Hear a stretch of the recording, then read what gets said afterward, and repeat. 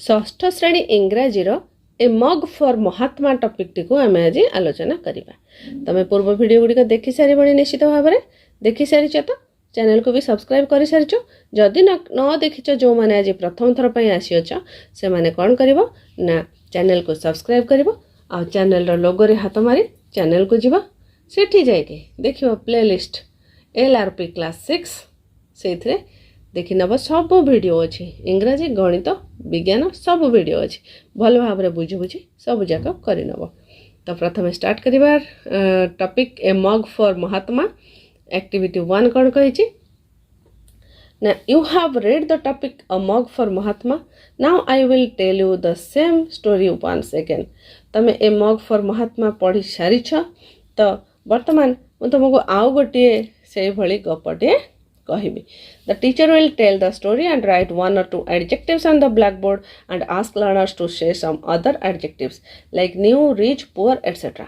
अच्छा तुम एते तुम टीचर तुमको कहबे गोटे पैसेज टे कहबे और से थ्रू तुमको एडजेक्टिव बाहर करया पई का कहबे। एडजेक्टिव कोन मन देख रे आगो बुझिनियो एडजेक्टिव कोन। एडजेक्टिव होची नाउन रो गुण बा धर्म को बुझाए। जेमति कि आशीष is a good boy। Ashish is a good boy। आशीष होची गोटे भल पिला। तो से किपरि पिला ना भल पिला। तो ये जो भल तार गोटे गुण को बुझाउची आशीष रो गुण को बुझाउची बॉय रो पूर्वर मध्य व्यवहार करा जायछि जे से तार गुण को बा धर्म को बुझाउची कोन ना गुड बॉय किपरि पिला ना भल पिला। तो एटा होची हमर एडजेक्टिव है। जदि नाउन रो गुण बा धर्म को जे बुझाए सी होची एडजेक्टिव है। से परे Seema is a beautiful girl. Seema is a beautiful girl. तो एठी के ना ब्यूटीफुल सीमा केमती झियो ना सुंदर ब्यूटीफुल। तो ब्यूटीफुल है एडजेक्टिव से तार गुणटा को बुझेला जैसे केमती झियो सुंदर है। तो जोटा गुण बा धर्म को बुझो थाए नाउन रो ताको हमें कहो एडजेक्टिव। तो चलो एक्टिविटी 2 करिबा। Match the words under A with the similar words in meaning under B. अच्छा गार टाणी की जोड़िबा ए रे जो वर्ड अछि तार सिमिलर वर्ड मीनिंग सहित बी रे जो वर्ड अछि ताको गार टाणी जोड़िबा। ठीक अछि।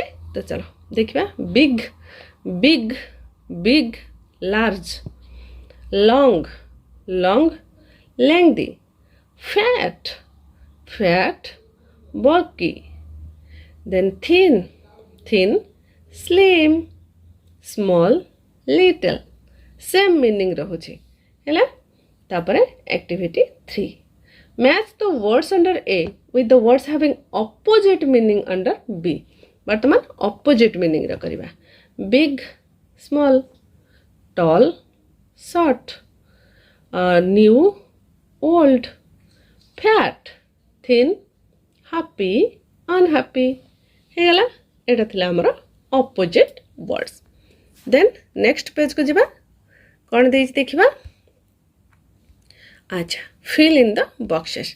अच्छा एटी मु तुमको बुझाई दिए भल भाव में बुझ मन दे कि बुझ तापर तुम निजे निजे करि परिबो। जदि दुई जनक भितर कंपेयर होचे ताले सेटा होचे कंपैरेटिव डिग्री हैला। कंपैरेटिव डिग्री दुई रु अधिकंक भितर तुलना करा गले ताको कहा होचे सुपरलेटिव डिग्री। आमर 3टी डिग्री अछि गोटे हैला पॉजिटिव गोटे हैला कंपैरेटिव आ गोटे हैला सुपरलेटिव। दुई जनक भितर तुलना कले कंपैरेटिव दुई रु अधिकंक भितर तुलना कले सेटा होचे सुपरलेटिव हैला। तो चलो एबे देखिबा कोन देछि हमको करिया पई टॉल टॉलेस्ट देछि टॉल टॉलर TALLER दी जनक भितर तुलना कले हमर कंपैरेटिव रे आसीबो टॉलर टॉल टॉलर टॉलेस्ट। सेही परी big bigger biggest BIGGEST biggest हैला। तापरे एट देछि लॉन्गर और लॉन्गेस्ट ताले लॉन्ग लॉन्ग लॉन्गर लॉन्गेस्ट।